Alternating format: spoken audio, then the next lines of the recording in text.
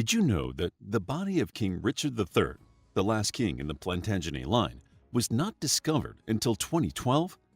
It was found under the Leicester City Council parking lot.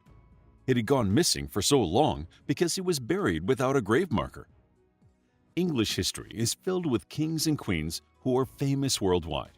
Still, while most people probably know about the modern royal family, or even the Tudor line, only a few know about the Plantagenets. While they weren't the first kings after the fall of the Anglo-Saxons, the Plantagenets were the first line of kings after the Norman conquest disrupted the course of English history.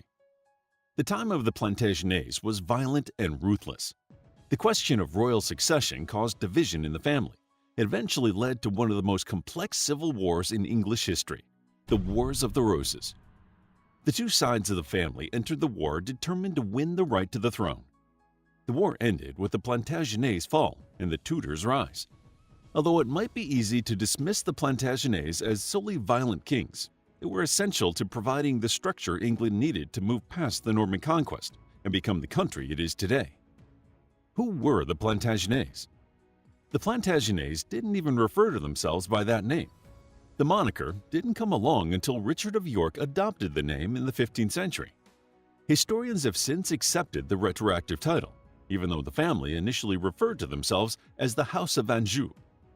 They were named after their former founder, Geoffrey V. d'Anjou. Historians believe that he earned the nickname Plantagenet due to the yellow flowers he wore in his hat. They were called Plantagenets, and the name stuck. Geoffrey V. d'Anjou was a Norman.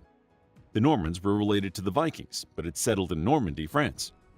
In 1066, King Edward the Confessor died, and William the Conqueror invaded after the English people refused to give him the throne.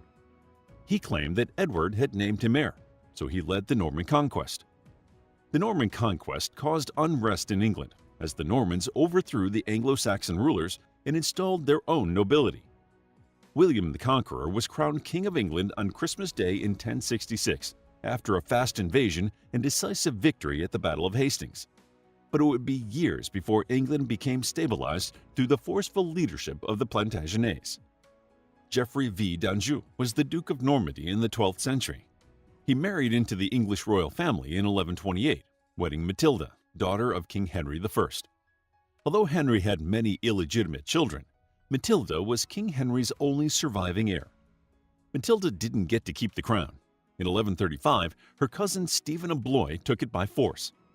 This insurrection led to a civil war between King Stephen and the combined forces of Matilda and Geoffrey V. d'Anjou. Eventually, Matilda and Geoffrey's son, Henry II, became King of England in 1154, officially starting the Plantagenet dynasty. The Plantagenets stabilized England after the Norman conquest. They started an English parliament and implemented local law and order. They also conquered Wales and fought and allied with Scotland. Great Britain is still working through the consequences of these events today. The Plantagenets are most famous for their involvement in the 100 Years' War, a war between England and France over a land dispute and other political reasons. Both countries believed they had the right to specific regions like Aquitaine, Normandy, and Anjou. Although the Plantagenets ruled England until 1485, they split into two houses in 1399 when John of Gaunt died. Both the House of Lancaster and York had strong claims to the throne, but the House of Lancaster maintained its power. Lancaster had the throne. York had critical political positions in the court and government. It seemed the balance would hold, but the family feud came to a head in the 15th century, launching England into the Wars of the Roses as the two sides of the Plantagenets battled for the English throne. How did the Wars of the Roses start? The Wars of the Roses had many causes, but one of the leading causes was the tension between the House of Lancaster and York.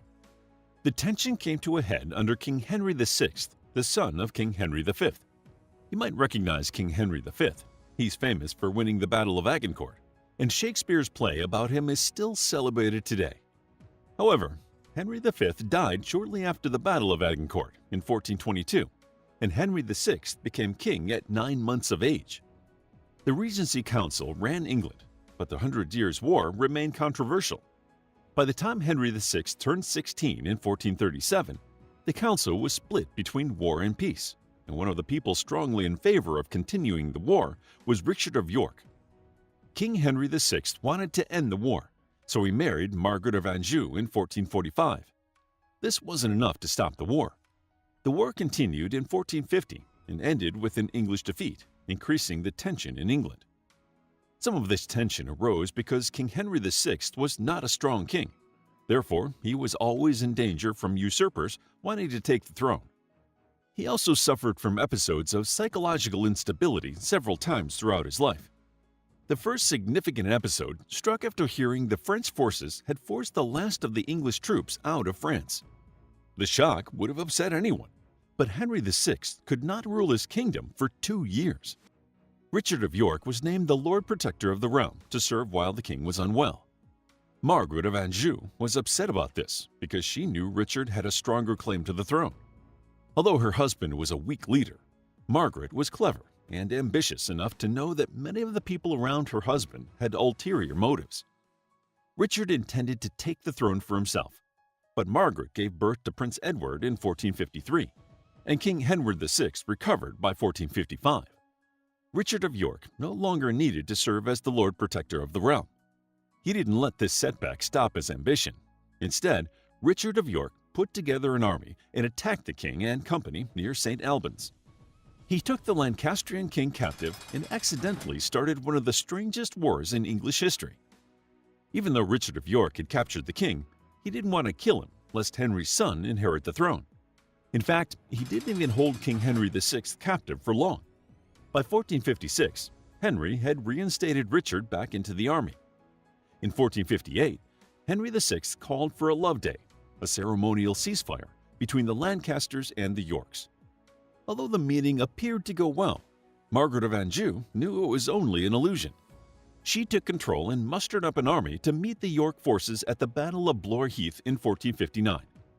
Richard of York was declared a traitor shortly afterward. By 1460, the rebel forces had taken London in the Battle of Northampton, and Richard thought he had won the war. He ensured King Henry VI was locked up in the Tower of London and then went straight to the palace. However, because Henry VI and his son were still alive, Parliament hesitated to name Richard of York king.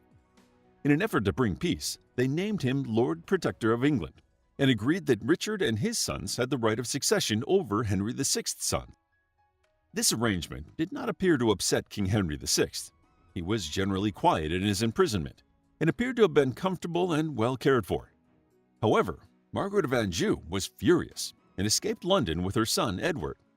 Richard of York only had control of England for a few months before Margaret gathered another army. She made alliances with the Scots and Welsh to add troops to her army. Finally, she confronted Richard of York in the Battle of Wakefield. The battle only lasted an hour, but it was one of the biggest and bloodiest of the entire war.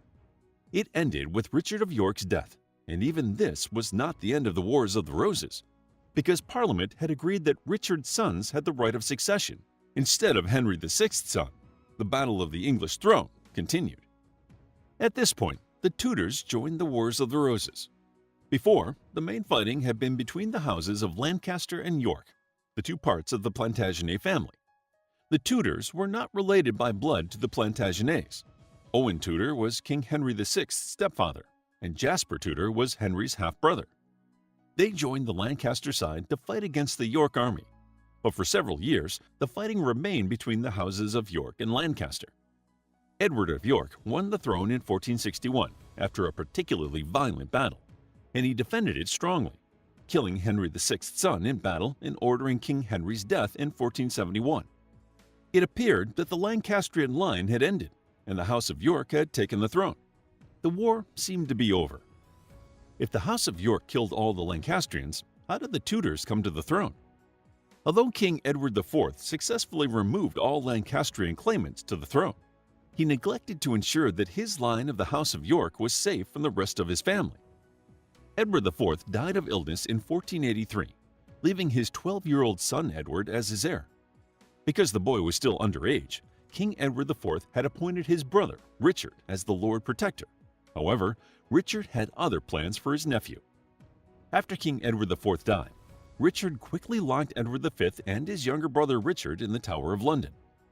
The elder Richard then convinced Parliament that Edward V and his brother were illegitimate by saying King Edward IV had been engaged to another woman before marrying Elizabeth Woodville, the boy's mother. On July 6, 1483, Richard III was crowned king, and the boys remained imprisoned in the Tower of London. No one knows how long the boys lived after Richard III was crowned king. They faded from the public eye. They attended no royal events and soon did not receive visitors. There was no funeral or news of their death, but by the end of 1483, most people assumed the boys were dead.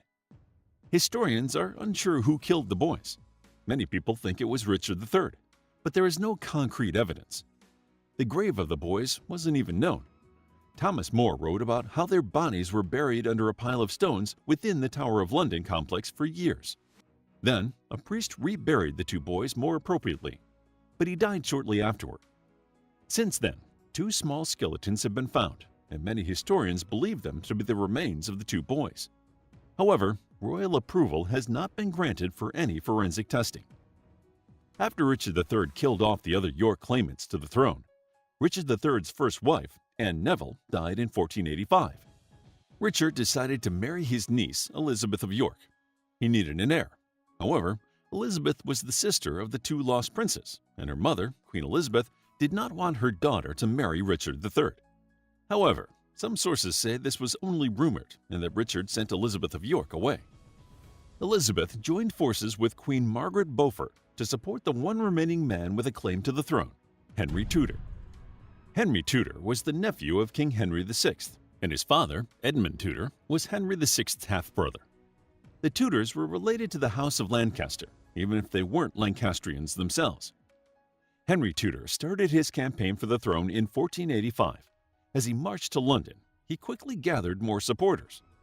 Richard III marched out to defend his throne, and the two armies met at the Battle of Bosworth. The battle ended with the death of King Richard III. Historians believe he was killed by a Welsh nobleman named Rhys ap Thomas, and Henry Tudor immediately arranged a coronation to prevent other claimants to the throne. Instead of being crowned in London, Henry's coronation took place on a hill beneath an oak tree. The hill has been called Crown Hill ever since. His formal coronation did not occur until October 30, 1485, and King Henry VII was proclaimed the first non-Plantagenet king in 300 years. After ruling England for so long, the reign of the Plantagenets had officially ended. How would you like to get a deeper understanding of history, impress your friends, and predict the future more accurately based on past events? If this sounds like something you might be into, then check out the brand new Captivating History Book Club by clicking the first link in the description. To learn more about the Plantagenets, check out our book, The Wars of the Roses, a captivating guide to the English Civil Wars that brought down the Plantagenet dynasty and put the Tudors on the throne. It's available as an ebook, paperback, and audiobook. If you enjoyed the video, please hit the like button and subscribe for more videos like this.